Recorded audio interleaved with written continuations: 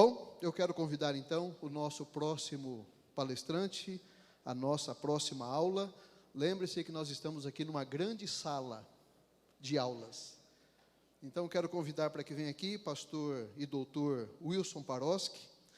Ele é natural da cidade de Cianorte, lá do estado do Paraná. Formado em teologia no Antigo IAE, portanto, então, é do Antigo Testamento também. Formado em 1983, foi pastor distrital, redator da Casa Publicadora Brasileira. É professor no Seminário de Teologia a partir de 1987.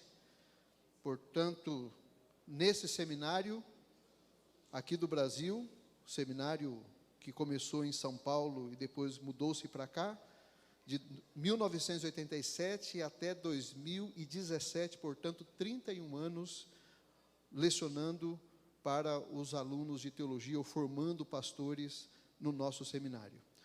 Desde 2018, ele se tornou professor de teologia lá nos Estados Unidos, na Southern Adventist University.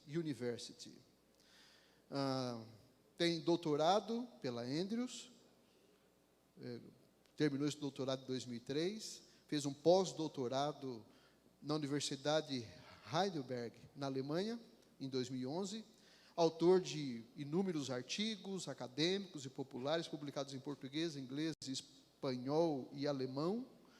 Já publicou diversos livros também em várias línguas e em diferentes países, Brasil, Estados Unidos, Argentina e Alemanha. Foi o primeiro brasileiro a escrever uma lição de escola sabatina, e você estudou a lição de escola sabatina do livro de Atos, escrito pelo Dr. Paroski.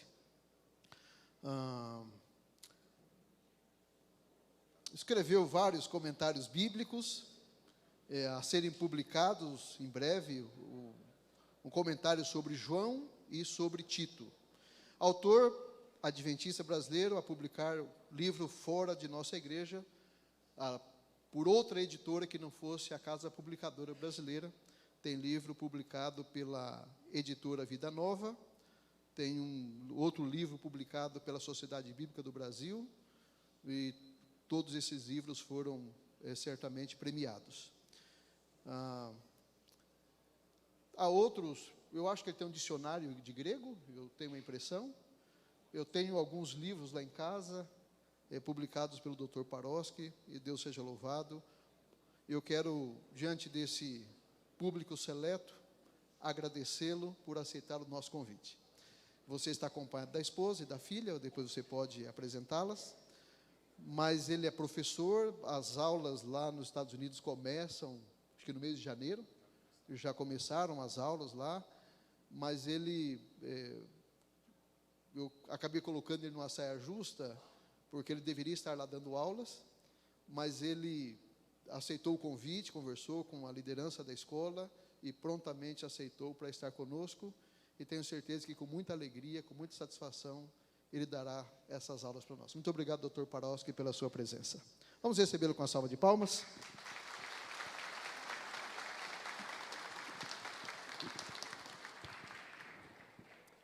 Bom dia a todos. Bom dia. Uma alegria estar com vocês. Pastor La Roca, muitíssimo obrigado pelo convite, me sinto honrado.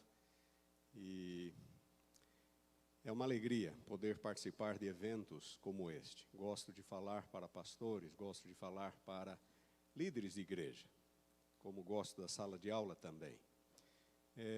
Nestas palestras que teremos, o pastor La Roca me deixou muito à vontade para escolher o tema. Na semana passada, participei de um concílio semelhante a este, da Paulista Oeste, aqui mesmo no NASP, e falamos sobre liderança eclesiástica. Vários temas relacionados com várias palestras relacionadas com este tema.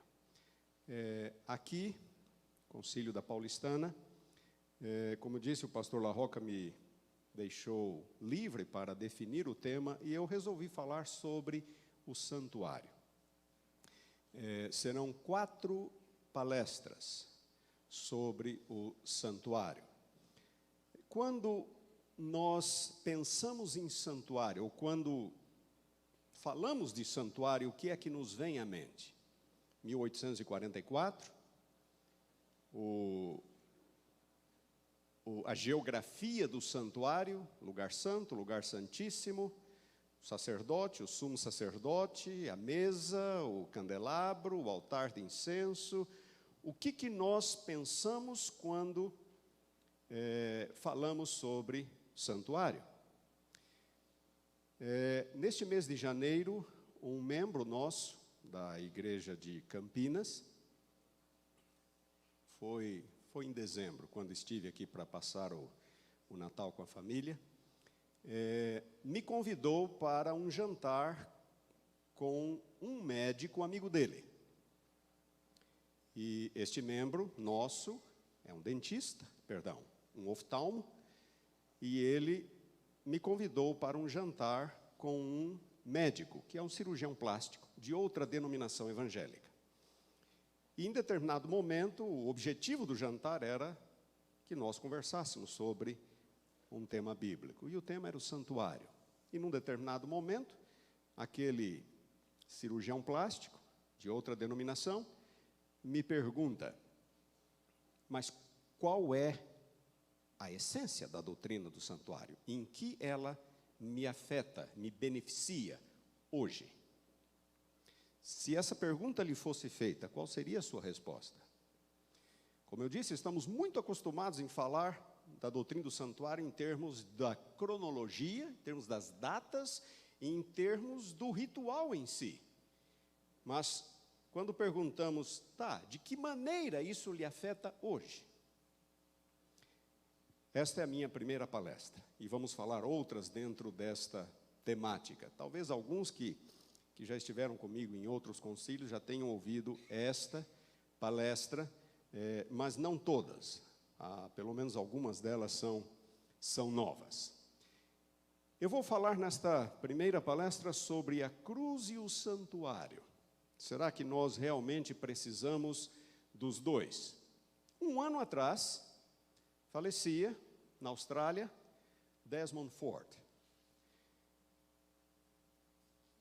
Quem foi Desmond Ford? Desmond Ford foi um ex-teólogo adventista.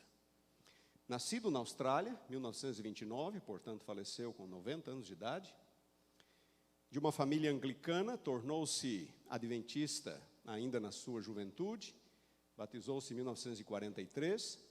Recebeu sua formação ministerial em nosso colégio na Austrália, Avondale, 1950. Em seguida fez o bacharelado em teologia, 1958, fez o mestrado em teologia nos Estados Unidos, 1959, fez o seu primeiro doutorado na Universidade de Michigan, também nos Estados Unidos, em 1961, onde trabalhou com o Novo Testamento. Trabalhou com análise retórica nas epístolas de Paulo, essa foi a sua dissertação doutoral.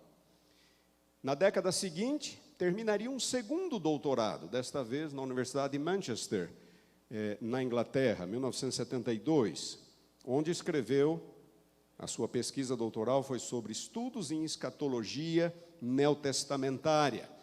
E o seu mentor não foi ninguém, nada menos que Frederick Bruce. Frederick Bruce foi um dos maiores teólogos evangélicos do século passado, da segunda metade do século XX. Autor de inúmeros livros e artigos, vários deles traduzidos para o português. Um autor bastante conservador. Desmond Ford foi professor de teologia em Avondale entre os anos de 1961 e 77, depois recebeu um chamado para os Estados Unidos, para o Pacific Union College, PUC, onde lecionou por mais alguns anos. Se opunha fortemente ao perfeccionismo adventista, o conceito de que nós podemos e devemos alcançar impecabilidade moral nesta vida, antes da volta de Jesus. Eu devo dizer que este ensino prevaleceu na igreja adventista do sétimo dia na primeira metade do século XX. Era o ensino adventista naquele período. especialmente depois do falecimento da irmã White em 1915, na metade do século passado, a ênfase começaria a mudar, mas ainda existem resquícios fortíssimos desse ensino em nosso meio, inclusive no Brasil.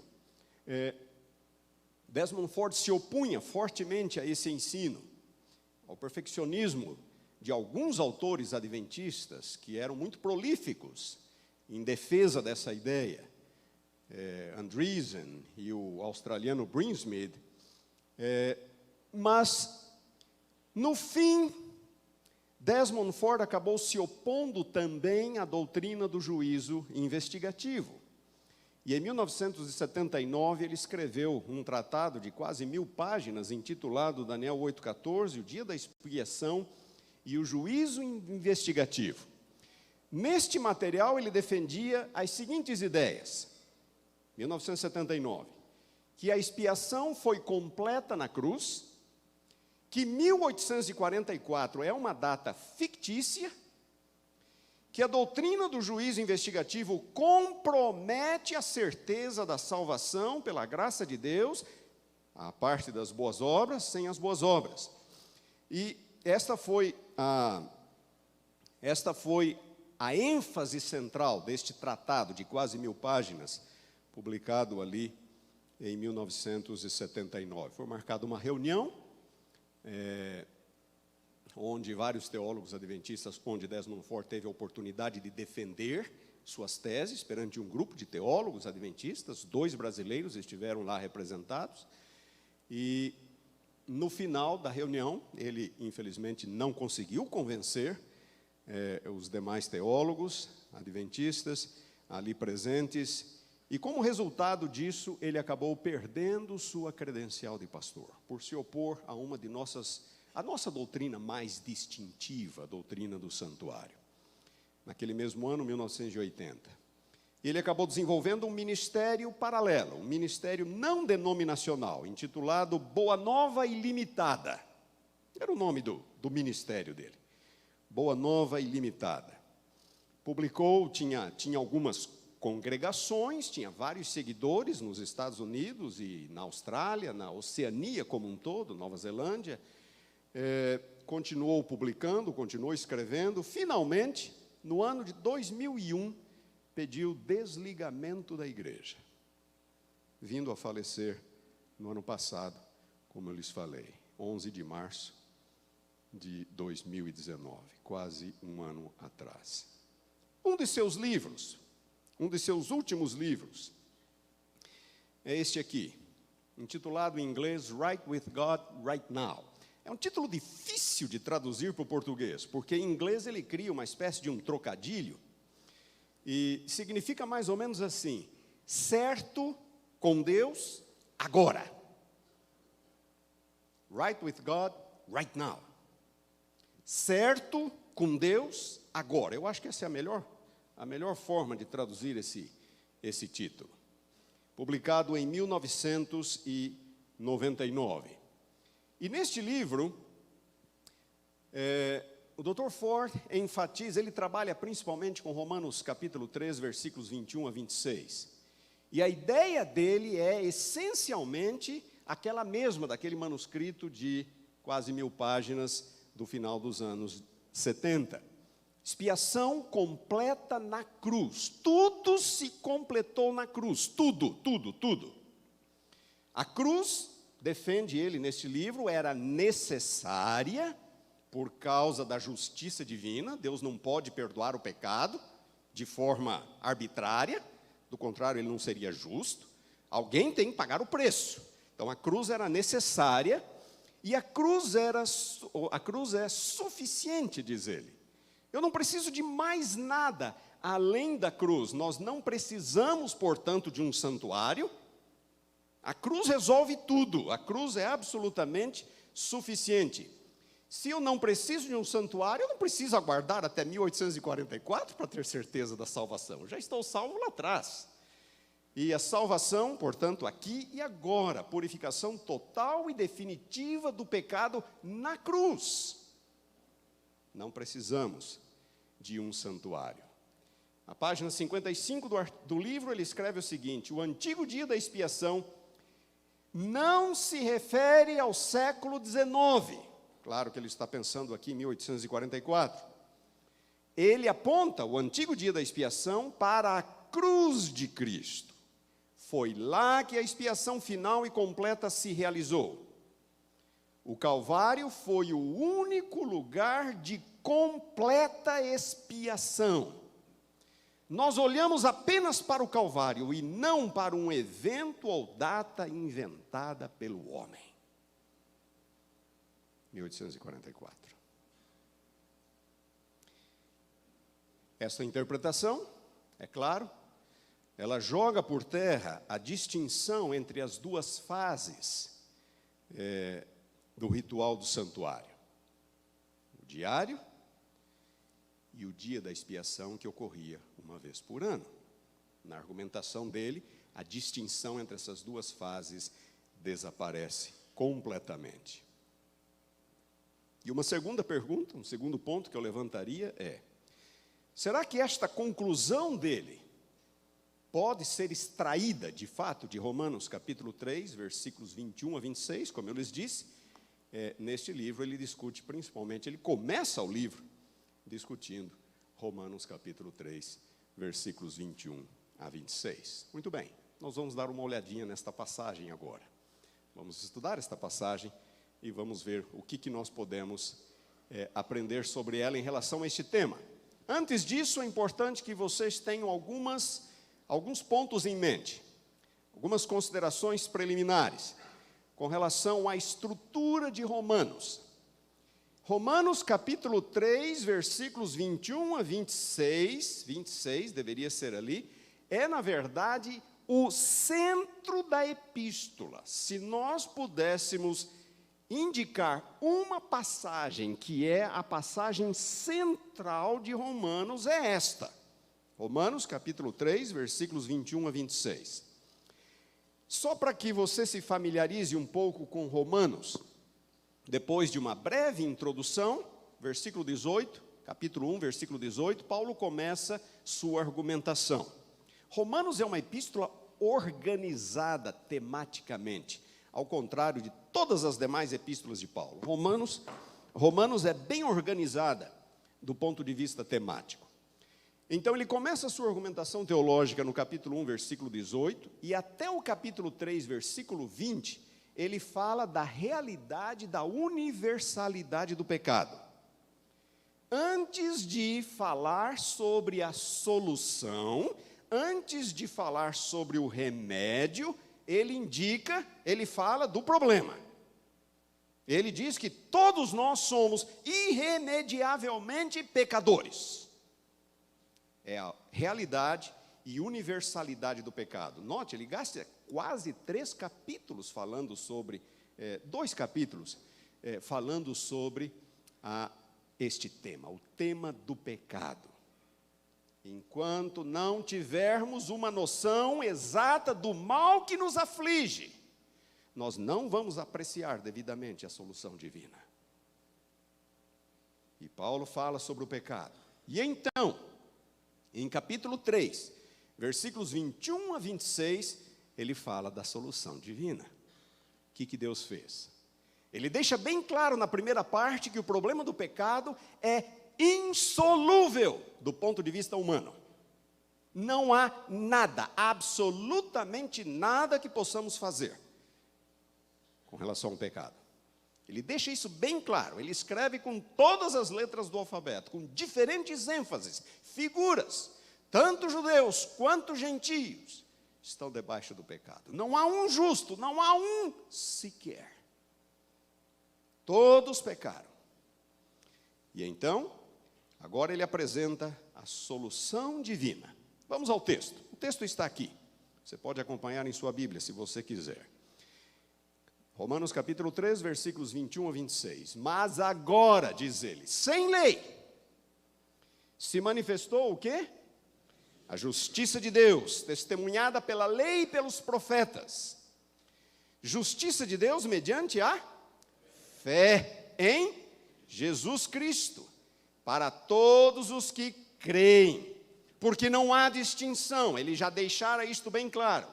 Não há distinção. Todos pecaram e carecem da glória de Deus, sendo justificados de que forma?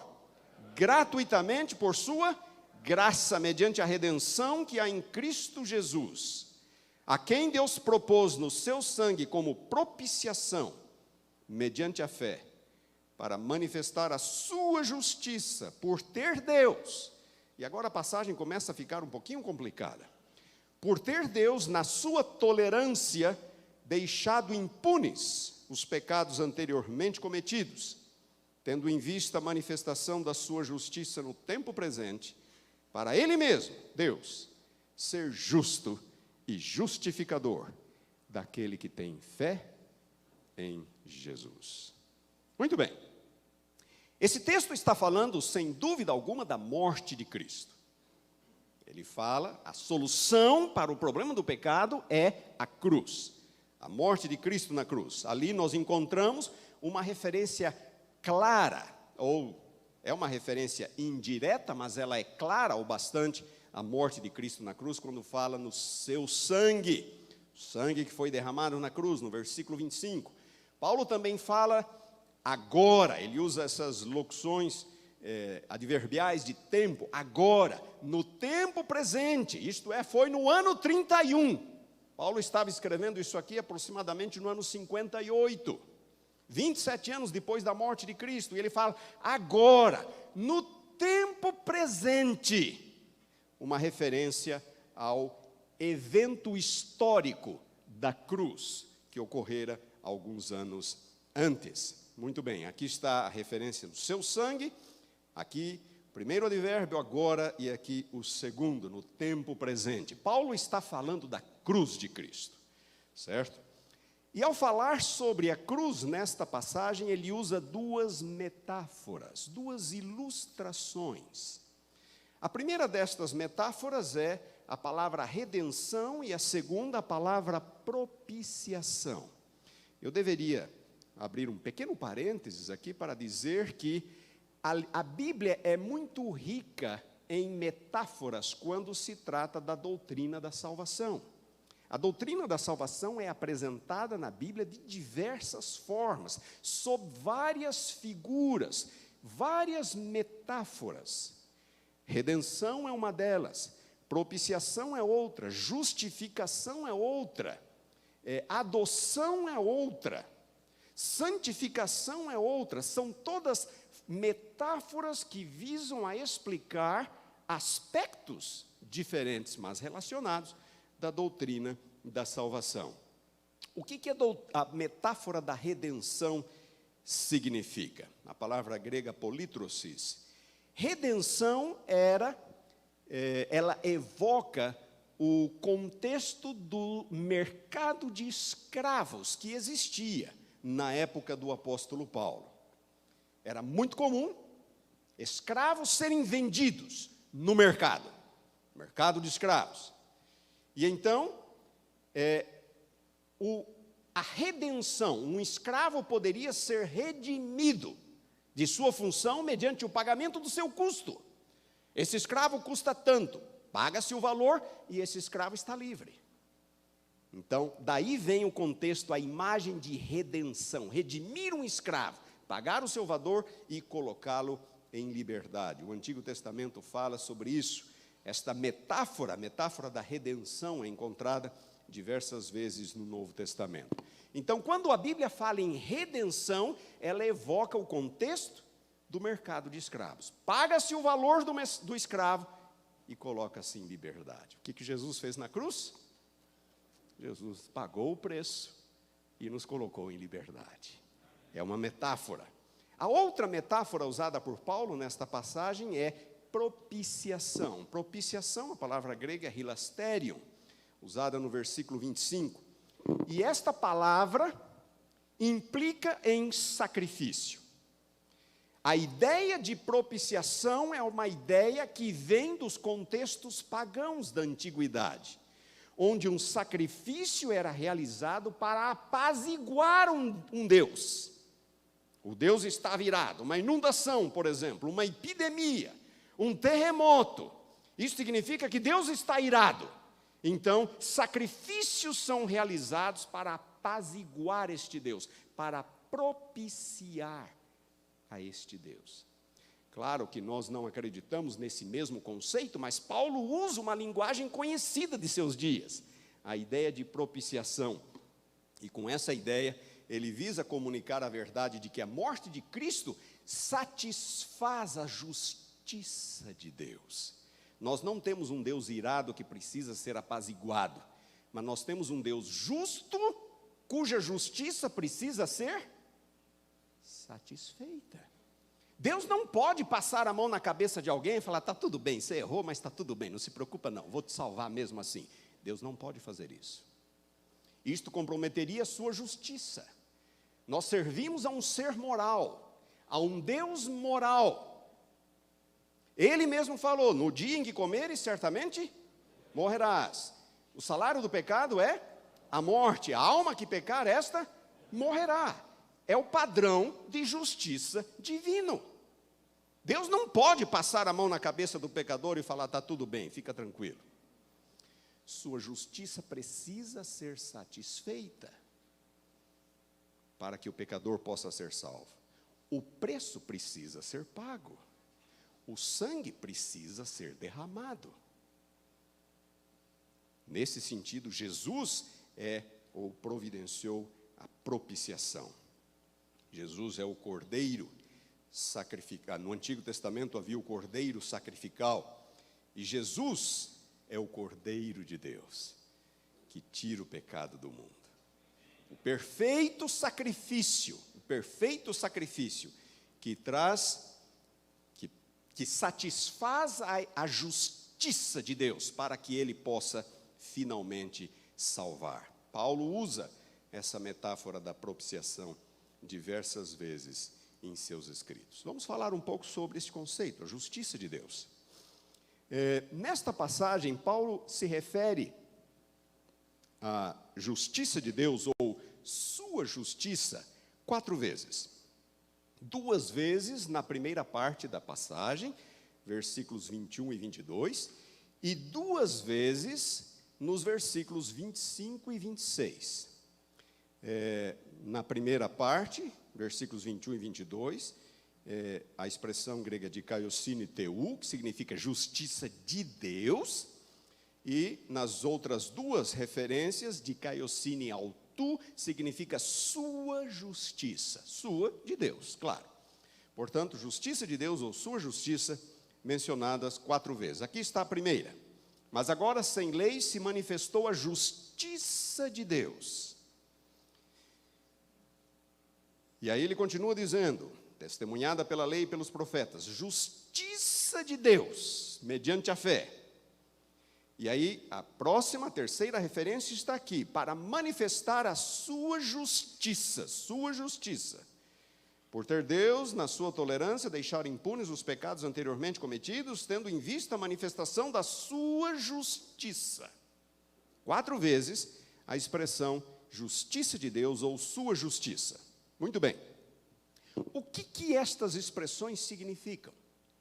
Aqui, em Romanos capítulo 3, versículos 21 a 26. Existem 2 interpretações, ou 2 possibilidades. A primeira delas é a justiça como um dom. A justiça como um dom, é a justiça que vem de Deus. Significa assim, todos pecaram e, portanto, carecem da glória de Deus. Todos são injustos. Mas Deus não vai admitir nenhum ser injusto no céu. Eu preciso de justiça para ser salvo. Então, a justiça que eu não tenho me é concedida por Jesus. Então, essa justiça de Deus é a justiça que vem de Deus. É a justiça como um dom. A justiça que vem de Deus. O pecador não tem, e Deus dá graciosamente àquele que crê. Justiça. Outra possibilidade é como um atributo. Quando nós falamos em justiça de Deus, nós estamos nos referindo a Deus como um ser justo. Deus é justo. justiça de Deus igual Deus é justo.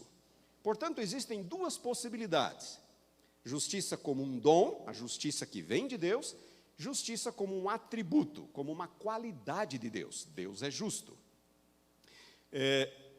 A interpretação tradicional é de que nos versículos 21 e 22, a ideia ali nas duas primeiras referências, a ideia ali é a de um dom, a justiça que vem de Deus para o pecador. Ao passo que nos versículos 25 e 26, a ideia é diferente, é a de um atributo. Então, nos versículos 21 a 22, Paulo estaria falando do dom da justiça de Deus para o pecador. Já nos versículos 25 e 26, ele estaria falando da justiça de Deus como uma qualidade de Deus. Deus é justo. Esta é a interpretação tradicional e é a interpretação que eu considero correta. Dê uma olhada nos versículos 21 e 22. Mas agora, está se referindo à cruz de Cristo, sem lei, salvação ocorre à parte da lei. Agora, sem lei, se manifestou a justiça de Deus, testemunhada pela lei e pelos profetas. Justiça de Deus mediante a fé em Cristo Jesus. Notem agora, para todos. Então, é uma justiça que é outorgada a todos. Todos quem? Todos que creem, porque não há distinção, pois todos pecaram e carecem dessa justiça, carecem da glória de Deus. Então, agora, sem lei, essa justiça que é um dom, essa justiça que me é concedida, foi manifestada, porque somos pecadores. Todos pecaram e carecem da glória de Deus, sendo justificados. Então, essa justiça é a justiça que eu recebo e que me justifica, que me torna um ser justo, porque somos pecadores. Mas Deus só pode salvar pessoas justas. Ou vamos colocar assim para não haver confusão: Deus só pode salvar pessoas justificadas. Como que Ele vai me salvar se eu sou pecador? Ele me justifica. Ele me dá a justiça que eu não tenho. Ele me concede a justiça que eu preciso. Esta é a justiça de Deus como um dom. Então não há dúvida de que Paulo está falando aqui na justiça que é para todos os que creem, sendo justificados gratuitamente mediante a redenção que há em Cristo Jesus. É a justiça que vem de Deus. Costumamos, às vezes, chamar de justiça imputada. Deus imputa essa justiça ao pecador. Já nos versículos 25 e 26, as próximas duas ocorrências da expressão justiça, sua justiça. Então, aqui está a primeira: a quem Deus propôs no seu sangue como propiciação mediante a fé para manifestar a sua justiça. Por ter Deus, na sua tolerância, deixado impunes os pecados anteriormente cometidos, tendo em vista a manifestação da sua justiça. Eu já disse para vocês que a interpretação tradicional é de que, nos versículos 21 e 22, justiça é um dom. Já nos versículos 25 e 26, a justiça é um atributo. Aqui, nestes versículos, Paulo não está mais falando daquilo que Deus dá ao pecador. Paulo está falando única e exclusivamente de Deus. Única e exclusivamente de Deus. Então ele diz assim, que como resultado da morte de Cristo, Deus manifestou que Ele é um ser justo. Manifestar a sua justiça. Deus manifestou, Deus revelou, Deus demonstrou que Ele é um ser justo. E agora Paulo fala algumas coisas complicadas que eu já vou tratar. Por ter Ele, na sua tolerância, deixado impunes pecados anteriormente cometidos, tendo em vista, então, a manifestação da sua justiça. Agora ele comprovou, ele demonstrou que ele é um ser justo. Quando? No tempo presente, na morte de Cristo. Para ser ele mesmo o quê? Justo e justificador. Então, aqui Paulo está falando de um atributo de Deus. Então, notem, Paulo está falando de duas coisas: justiça que ele concede e um atributo divino. O Deus a quem nós servimos é justo ou não? Como equacionar a salvação do pecador com a justiça de Deus? Porque Deus falou, no dia em que pecares, certamente morrerás. Como pode Deus salvar o pecador se ele é um ser justo? É disto que Paulo está falando aqui. Ele salva e ele é justo ao fazê-lo. Como pode Deus salvar o pecador e ainda assim ser justo? Manter a sua justiça. Como pode?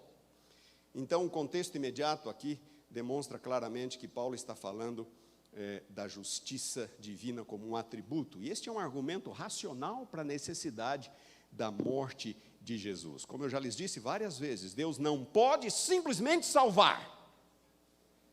Ele não pode simplesmente salvar. O preço precisa ser pago, porque Ele é um ser justo. Então a pergunta é, como que a morte de Cristo, como que a salvação se relaciona com a questão da justiça de Deus? Como fica esta questão? É disso que Paulo está falando aqui. Muito bem. Eu quero dar algumas evidências para vocês agora de que Paulo, de fato, está falando da justiça como um atributo. Nós vamos dar uma olhada no contexto. Paulo usa, nos versículos 25 e 26, duas vezes uma palavra grega, endexis. Esta palavra é traduzida na Almeida Revista e Atualizada e na Nova Almeida por manifestar. Aqui está. A quem Deus propôs no seu sangue como propiciação mediante a fé para manifestar a sua justiça. E de novo, tendo em vista a manifestação da sua justiça. A palavra grega aqui é endexis. Acontece que existem outras palavras para manifestar, como por exemplo o verbo phanerou, que Paulo usa lá no versículo 21, no mesmo contexto. Este sim significa manifestar, revelar, tornar conhecido. Lá no capítulo 1, Paulo também usa a palavra apocalipto, visto que a justiça de Deus se revela, se manifesta, se torna conhecida no Evangelho. Muito bem, o ponto que eu quero destacar é que endexis é mais forte. Endexis não significa só manifestar, vai além disto. Endexis significa prova, evidência. O propósito de endexis é convencer, comprovar. Era uma palavra muito utilizada nos dias de Paulo nos contextos jurídicos. Uma evidência que se destina a convencer ou da inocência ou da culpa. Então era uma palavra que era discutida, era uma espécie de prova, certo? Portanto, a antiga corrigida, que ela não é tão ruim assim, e a nova versão internacional traduzem por demonstrar. E eu acredito que esta é uma tradução bem melhor do que manifestar. O assunto aqui não é apenas de que Deus revela, mas é o de que Deus, vamos lá, Deus prova, Deus demonstra. Vocês estão me entendendo? É mais do que simplesmente revelar. Deus comprova, Deus demonstra, Deus evidencia. Então notem, a quem Deus propôs no seu sangue, está falando da morte de Jesus como propiciação mediante a fé, para fazer o quê? Para comprovar que Ele é justo. Então a morte de Jesus comprova que Deus é justo ao salvar o pecador, para demonstrar sua justiça. E mais à frente ele diz, tendo em vista a demonstração, a comprovação da sua justiça. Então, quando Jesus morre na cruz, a justiça de Deus, a justiça salvífica de Deus é comprovada, é demonstrada. É um termo forte, é um termo jurídico, termo forense. Então, essa é a primeira evidência. Nós temos uma outra evidência, que é a palavra tolerância, que é usada no versículo 25. Em grego é a palavra anoké. Aqui está ela. Dê uma olhada nesta passagem. A quem Deus propôs no seu sangue como propiciação mediante a fé para demonstrar a sua justiça, por ter Deus, na sua tolerância, feito o quê? Deixado impunes os pecados anteriormente cometidos. A coisa começa a ficar complicada aqui agora. Vamos então para essa outra expressão, deixar impune. A palavra grega, ali no versículo 25, é a palavra paresis. E esta palavra significa condescendência voluntária, transigência. A ideia é algo intencional, é algo voluntário. A ideia é passar por alto, deixar impune, fechar os olhos para alguma coisa. Essa é a ideia. E do que é que o texto está falando? Aqui está ela. Está falando da morte de Jesus, a quem Deus propôs no seu sangue como propiciação mediante a fé, para provar, para demonstrar a sua justiça, por ter ele, na sua tolerância, feito o quê? Deixado impunes os pecados anteriormente cometidos. Ixi. Tendo em vista a demonstração da sua justiça no tempo presente, para que ele então possa ser apresentado como justo. Esse texto está falando que Deus deixou pecados impunes. Está ficando bonito aqui.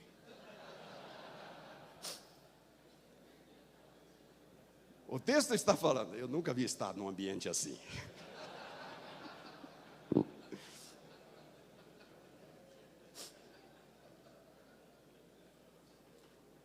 Primeira vez na vida, tem para tudo, não é? O texto está dizendo que Deus deixou pecados impunes. Irmãos, isso aqui é importante. Deixar pecado impune não condiz com a justiça de Deus. E é por isso que Paulo fala que agora ele provou sua justiça, porque ele deixou pecados impunes. Deus fechou os olhos ao pecado. É uma transigência, Deus passou por alto. É algo voluntário. Deixar pecados impunes é algo contrário à natureza moral de Deus. A Bíblia é muito clara, Deus não inocenta o culpado. E eu já repeti várias vezes com vocês, no dia em que comeres, certamente morrerás. A alma que pecar, esta morrerá. Esse é o padrão moral de Deus. Deus não inocenta o culpado, Ele não pode. Se Ele inocentar o culpado, Ele compromete a sua justiça. Ele compromete a sua justiça. Inocentar o culpado coloca a justiça de Deus sob suspeita. E o que Paulo está dizendo, irmãos, é que Jesus, como hilasterium, como propiciação, agora vindica as ações passadas de Deus. O verbo vindicar significa validar. Validar.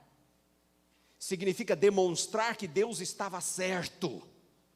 Então, o que Paulo está dizendo é de que a morte de Jesus na cruz vindica, valida as ações salvíficas de Deus no passado.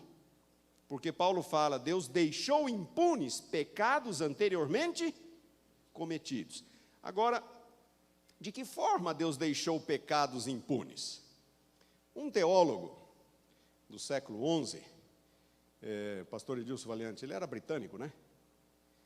Teólogo do século XI, Anselmo, ele dizia que Deus deixou pecados impunes no passado, no Antigo Testamento, no período do Antigo Testamento, por não punir pecado. Não punindo, foi assim que Deus deixou pecados impunes. Mas aí eu pergunto, como a cruz demonstra a justiça de Deus em relação a pecados passados e não punidos? Alguma coisa não bate, a equação não fecha. Se Deus não puniu e por isso deixou pecados impunes, como que a cruz demonstra que Deus é justo, se Ele não puniu? Ele continua, ao morrer na cruz, não punindo. As pessoas do Antigo Testamento continuam lá, mortas ou vivas, continuavam lá. Então, falta alguma coisa na equação. E é por esta razão que o argumento requer algo diferente, uma interpretação diferente. O argumento de Paulo tem a ver com perdão, tem a ver com pecados perdoados.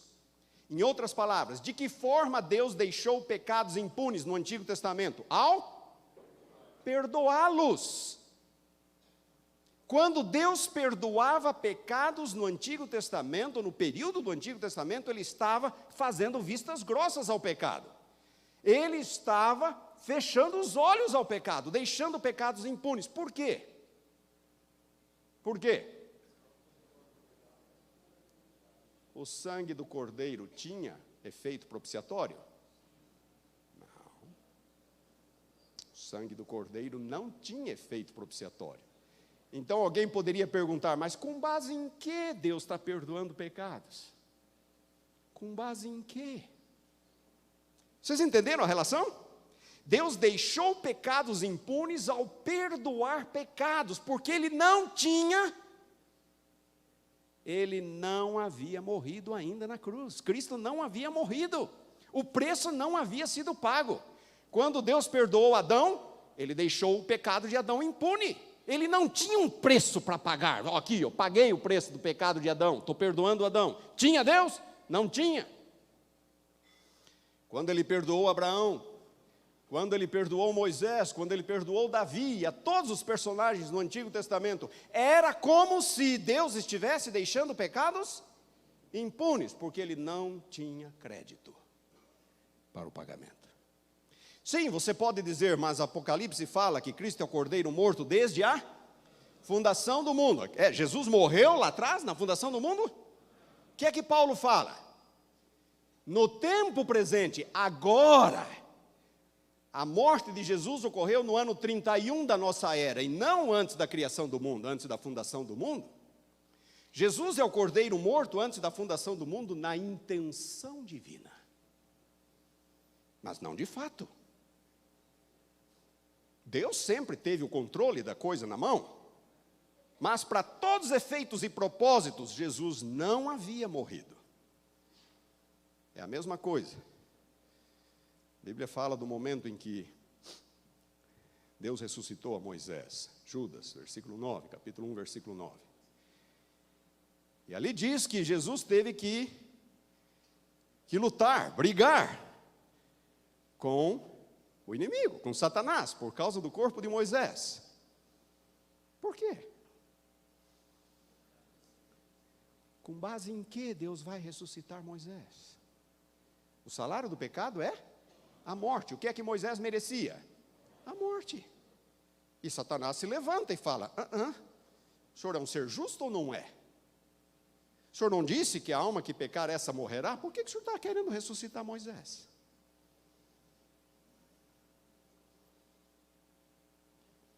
Satanás tinha razão ou não? Claro que tinha. Ele estava trabalhando com a própria justiça de Deus. Satanás estava certo. E a Bíblia diz assim, que Jesus não entrou num debate jurídico com Satanás. Leiam depois o versículo 9 com atenção. Jesus não entrou num debate jurídico com Satanás. Ele simplesmente falou assim, o meu pai vai cuidar disso no momento certo. Você dá licença, eu vou ressuscitar o meu servo. Meu pai vai cuidar disso no tempo certo. Você dá licença, eu vou ressuscitar o meu servo. A ressurreição de Moisés colocou a justiça de Deus em xeque. Então, quando Deus perdoava pecados, ressuscitava pecadores, Ele estava como que deixando pecados impunes. Quando Deus ressuscitou Moisés, Ele emitiu um cheque pré-datado. O resgate desse cheque teria que aguardar quantos anos? 1.400 anos. Você vai comprar um carro. Você escolhe o carro. E aí você preenche o cheque. E diz para o vendedor, olha, saldo só daqui 1.400 anos. O que o vendedor vai falar? Ele não vai falar nada. ele vai ligar para a polícia. Tem um débil mental aqui. Precisa estar em outro lugar. Por favor, venha pegá-lo. Foi o que Jesus fez. Toda vez que Deus perdoava, toda vez que Deus ressuscitava, Ele estava deixando pecados impunes. O Antigo Testamento fala que o sangue de cordeiros não tem poder efetivo para perdoar, para redimir. O sangue de cordeiros era um símbolo do que ocorreria no futuro. E o sangue que realmente redime, que propicia, foi derramado no ano 31 da nossa era. Por isso que Paulo fala, agora. Muito bem, deixa eu só passar esse slide aqui. O versículo 26 fala que agora, então, já que Jesus morreu na cruz, Deus deixou impunes pecados anteriormente cometidos. Agora sua justiça foi demonstrada, foi comprovada. E Ele é justo e justificador daquele que tem fé em Jesus, diz ele. Até a cruz, Deus era apenas uma dessas duas coisas. Prestem atenção. Prestem atenção. Até a cruz, até o ano 31, Deus era apenas uma dessas duas coisas. O que Ele era? Justificador. Ele justificava, mas Ele não estava sendo justo. Ele não havia pago o preço. Sua justiça estava em xeque, até a cruz. Para nós não imputarmos nenhuma injustiça ao caráter de Deus, nós temos que olhar a coisa da perspectiva da soberania divina. Deus sempre soube o que Ele estava fazendo. Deus sabia que a morte de Cristo ocorreria. Não era apenas um jogo de dados, algo que poderia ou não acontecer. Deus sabia o que iria acontecer. É o princípio da soberania de Deus. Mas em termos concretos, palpáveis, Deus estava sendo injusto. Deus estava sendo injusto. Deus não tinha saldo. Ele não havia pago o preço. Agora, diz Paulo, agora Ele é ambas as coisas. Quando Ele justifica, agora que Jesus morreu, Ele é também justo. Agora Ele é também justo. Nós temos que entender, irmãos, essa frase aqui é uma frase que eu gosto. Pecado é um problema humano. Pecado é um problema humano. Você pecou? Se vire. Você vai morrer. Você vai pagar por isso. Pecado é um problema humano. Adão não precisava ter pecado. Precisava? Não. Pecado é um problema humano. Foi escolha de Adão. Pecado é um problema humano. Mas no exato momento que Deus perdoa, o pecado passa a ser um problema dele. Vocês entendem isso? O pecado passa a ser um problema de Deus.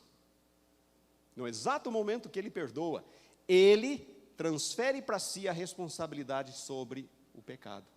A pergunta lógica é, mas com base em que o Senhor está perdoando? Então, quando Deus perdoa, Ele parece comprometer a sua justiça. A cruz mostra que Deus sempre foi justo ao perdoar pecados. Agora a sua justiça é comprovada, ficou clara, ficou demonstrada, patente a todo o universo. Agora o cheque foi compensado, obrigado. Redenção, propiciação no tempo presente. A justiça de Deus foi satisfeita, o preço foi pago. E Deus aparece perante todo o universo em sua justiça. Deus é um ser justo. Sempre foi, desde o primeiro momento. A cruz, portanto, valida, vindica, sanciona as ações salvíficas de Deus no passado e no futuro. A cruz sanciona, valida, vindica as ações salvíficas de Deus. Deus tem o direito de perdoar. Tem Deus o direito de perdoar? Sim, Ele tem. Por causa do quê? Da cruz. Deus tem o direito de perdoar. Em sua justiça, mesmo tendo dito, o salário do pecado é a morte. No dia em que pecares, certamente morrerás. Apesar de tudo isto, Deus tem o direito de perdoar. Por quê? Ele pagou o preço. Ele proveu o sangue propiciatório. E a cruz não só confere a Deus o direito de perdoar, como a cruz também é tudo o que Deus necessita para perdoar. Prestem atenção nisto. A cruz é tudo o que Deus necessita para perdoar. Por favor, coloquem, gravem isso em sua mente e eu vou trabalhar com esse conceito a partir de agora. A cruz é o antítipo de todos os sacrifícios do Antigo Testamento, incluindo-se do dia da expiação. Todos os sacrifícios que apontavam para a cruz de Cristo se cumpriram quando Jesus morreu, no ano 31.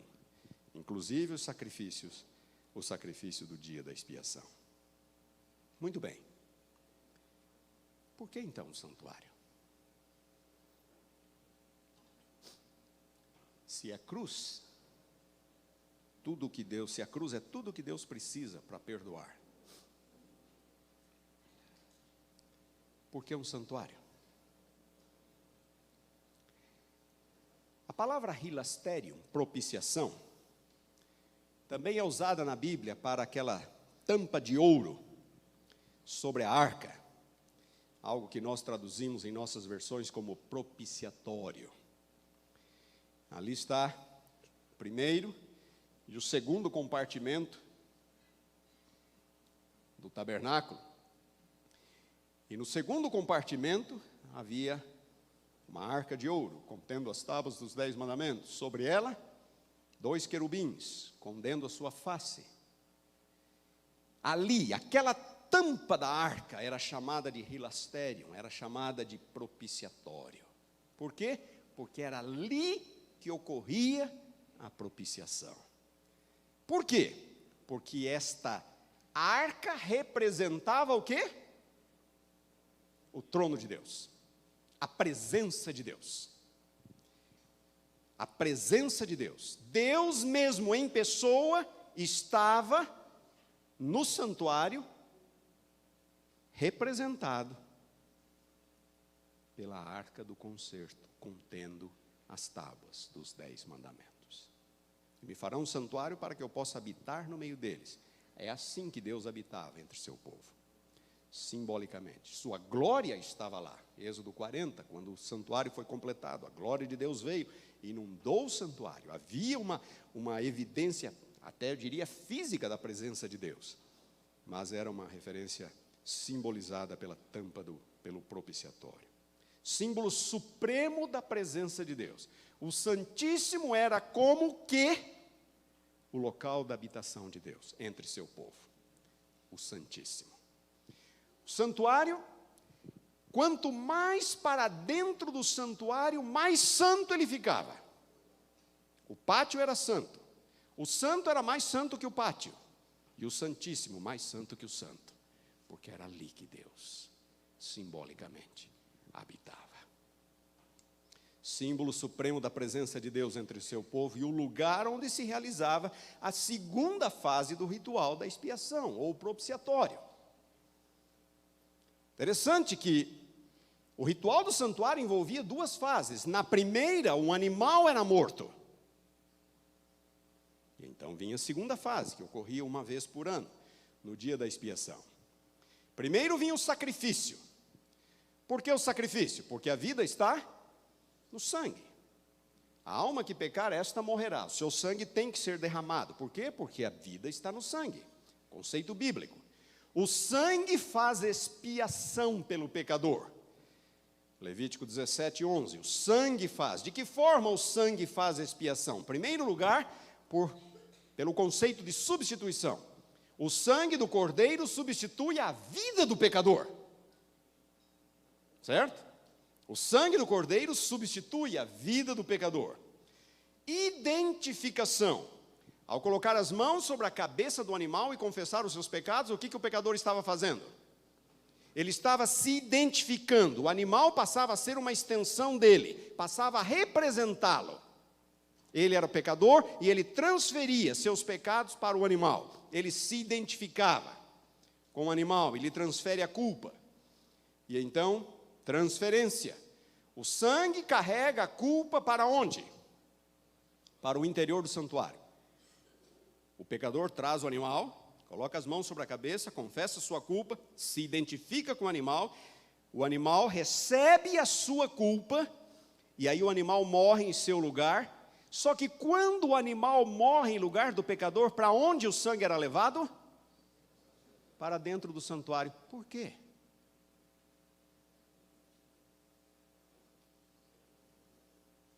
Por quê? O pecado é um problema humano. Mas uma vez perdoado, o pecado passa a ser um problema de Deus. Quando Deus não paga o preço, quando Deus não tem saldo, Ele assume a responsabilidade. O sangue era transferido para o santuário porque Deus se tornava responsável pelo perdão cometido. O sangue do pecador maculava as mãos de Deus. Vocês entendem essa linguagem? Comprometia a justiça de Deus. Cada vez que Deus perdoava no Antigo Testamento, antes da morte de Cristo, o perdão comprometia a justiça de Deus. O sangue era conduzido até o Santíssimo. Deus assimilava a responsabilidade, a culpa pelo pecado, contaminação, porque o sangue carregava o pecado, ele também contaminava o santuário. O sangue comprometia as ações salvíficas, a justiça de Deus. O sangue era levado porque Deus estava assumindo responsabilidade pelo perdão. Deus assumia a responsabilidade pelo perdão. Então, em primeiro lugar, havia o sacrifício, onde o sangue era conduzido, a responsabilidade era transferida para Deus. E a segunda fase do santuário, do ritual, dia da expiação, a segunda fase do santuário era o dia da expiação, onde o santuário era purificado. Aquele registro de culpa que havia sido transferido para Deus era finalmente retirado. Isto acontecia na segunda fase, no dia da expiação. Todos os dias, o sangue era levado. Deus assumia a responsabilidade pelo perdão. As mãos de Deus ficavam manchadas pelo pecado, no momento que Ele perdoava. O pecado é um problema humano, mas o pecado perdoado passa a ser um problema de Deus. E então, uma vez por ano, a responsabilidade era retirada de Deus, quando a justiça de Deus era comprovada, demonstrada. O dia da expiação não era um dia de perdão, não tratava de perdão. O perdão ocorria no sacrifício diário. Importante isto, a palavra perdão não é utilizada em Levítico 16, que descreve o ritual do dia da expiação. A palavra perdão não é utilizada em Levítico 23, 27 a 32. Perdão ocorria antes. Ele está relacionado com o perdão, mas não é o momento de perdão. O momento de perdão é na hora que o animal morre. Ali ocorria a eliminação final dos pecados. Duas coisas distintas, portanto. Perdão, no momento que Deus perdoa, Deus assume a responsabilidade pelos pecados. E, finalmente, a eliminação dos pecados é a transferência final para Satanás, que foi o originador de tudo. Lembrem-se, Satanás não está pagando o pecado de ninguém. Tá? O perdão já foi pago, o perdão foi obtido no sacrifício. A responsabilidade última por todas essas mazelas, desgraças do universo, serão colocadas sob o seu originador, seu causador primordial, Satanás. Então, prestem atenção nesses dois pontos aqui. Ambas as coisas precisam ser vindicadas, precisam ser validadas. O perdão e a eliminação final do pecado. o direito de Deus de perdoar precisa ser vindicado, precisa ser validado. Por que que o direito de Deus de perdoar precisa ser validado? Senão Deus seria um ser injusto, arbitrário. Eu perdoo quem eu quiser, a hora que eu quiser, do jeito que eu quiser. É assim? Não, Deus é um ser justo, é um ser moral. Então, tudo isso que eu tenho falado para vocês, o direito de Deus de perdoar precisa ser validado, precisa ser vindicado. Senão, Deus poderia ser acusado de arbitrariedade. Em segundo lugar, algo mais precisa ser perdoado. A disposição do pecador para ser perdoado. Porque a Bíblia diz que o perdão ocorre àquele que crê. Deus não perdoa por atacado, Deus não perdoa irrestritamente a quem quer que seja. Ele perdoa aquele que crê. Ele perdoa aquele que crê. Muito bem, preste atenção agora. João 3,16, para que todo aquele que nele crê. Salvação é unicamente pela fé. Deus não vai salvar a todos. Existem por aí os chamados universalistas, que eles acreditam que Deus vai salvar todos os seres humanos, inclusive os anjos maus, os anjos que pecaram. Esse conceito é chamado universalismo. A Bíblia não diz isso. A Bíblia diz que Deus salva aquele que crê. Aquele que crê. É pela fé somente. Portanto, irmãos, prestem atenção, e agora aqui é o X da questão. O perdão tem dois lados. É o lado daquele que o emite, que o confere, e o lado daquele que o recebe. Prestem atenção nisso aqui. O perdão tem dois lados. O lado daquele que o confere e o lado daquele que o recebe. Isso tem que ver com esses dois pontos em cima. O direito de Deus de perdoar, esse é o lado de Deus. A disposição do pecador para ser perdoado é o lado humano. Estamos juntos aqui? Perdão tem dois lados. O lado de Deus. Pergunta é: tem Deus o direito de perdoar? A segunda pergunta é o lado humano. Está Deus correto? Aqui está o pastor Vicente. Então vou personalizar a ilustração. Tem Deus o direito de perdoar o pastor Vicente? Sim ou não? Esse é o lado do perdão. O lado divino do perdão. Agora o outro lado. Está Deus correto ao perdoar o pastor Vicente? É aquela segunda parte, a disposição do pecador para ser perdoado, porque a salvação é unicamente pela fé. Então, essa segunda pergunta, está Deus correto ao perdoar o pastor Vicente? Tem a ver com se ele aceitou ou não, se ele creu ou não. Deus não pode sair distribuindo perdão, porque ele diz que o perdão é unicamente pela fé, somente aquele que crê. Então, ambos os lados do perdão precisam ser vindicados. Deus precisa ter o direito legal de perdoar, e ele tem que estar correto ao perdoar A e B. Estamos juntos? Vamos lá. Locais de vindicação. Onde que Deus adquiriu o direito de perdoar? Na cruz. Então a pergunta é: pode Deus perdoar? Tem Deus o direito de perdoar? A resposta é sim, Ele pode. Ele é justo ao perdoar, porque Jesus morreu. É a redenção, é a propiciação.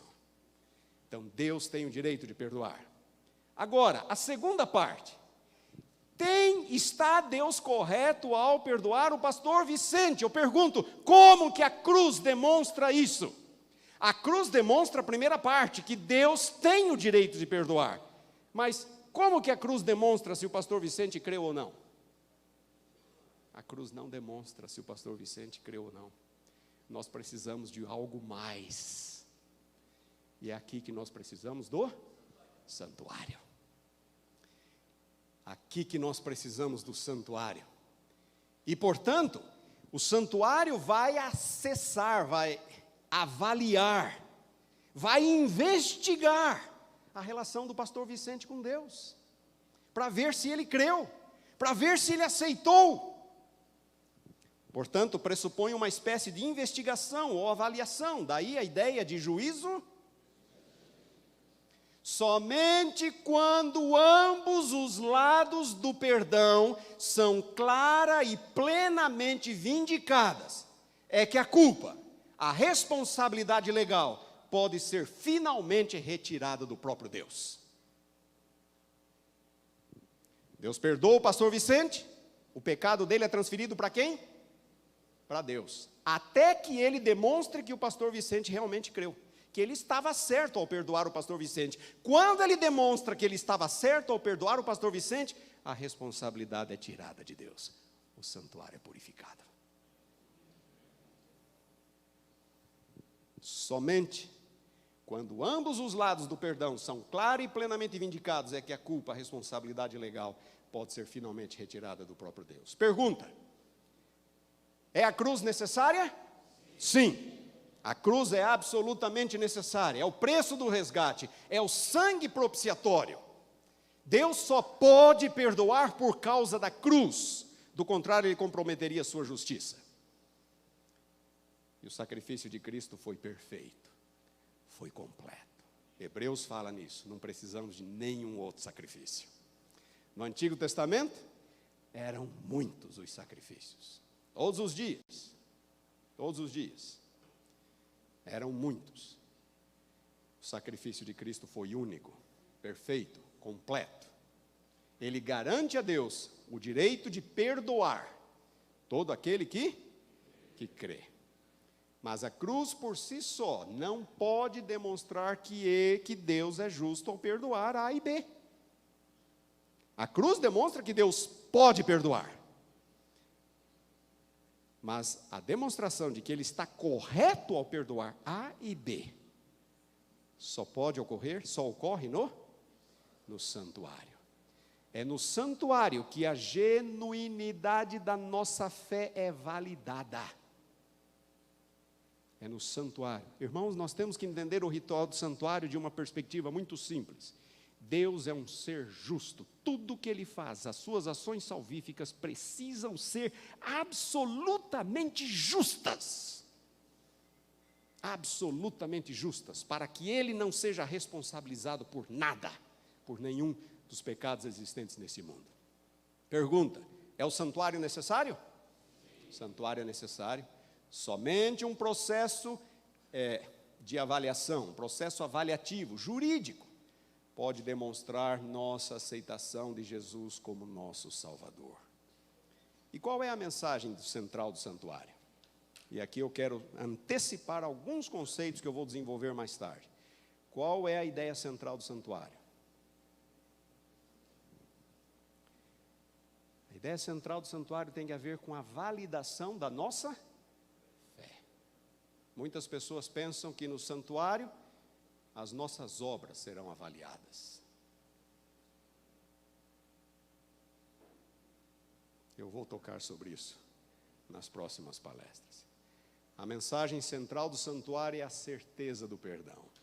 Porque Deus perdoa com base na cruz. E o santuário vai provar que ele fez a coisa certa com aquela pessoa.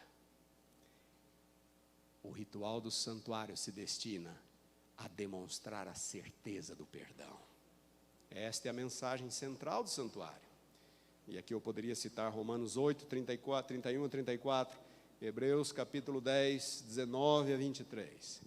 Romanos 8, Paulo fala que Jesus intercede por nós. E nada, ninguém será capaz de nos condenar por causa da intercessão de Cristo. Em Hebreus 10, Paulo fala: entremos pelo novo e vivo caminho que Ele nos abriu, com confiança, com certeza,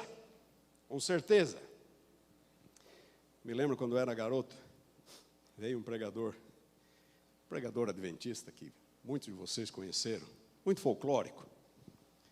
Pastor Nogueira. Lembram-se do pastor Nogueira?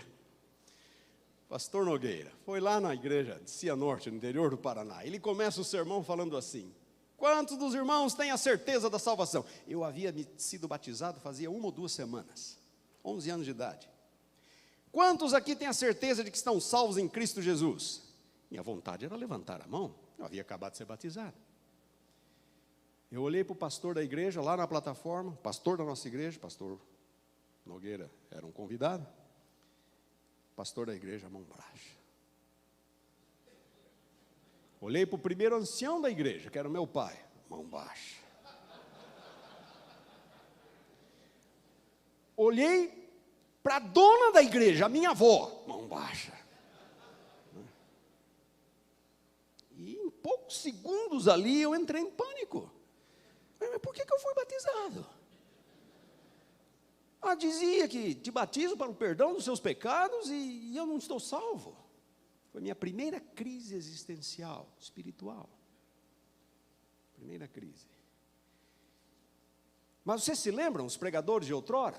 Olha, o seu nome pode estar passando neste momento no santuário celestial. Era cada chicotada lá na frente. A gente só baixava assim.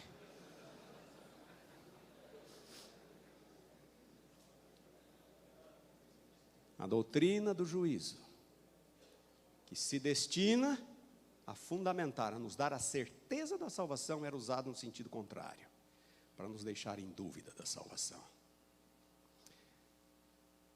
Essa foi só a primeira parte, tem mais a caminho. Obrigado pela atenção.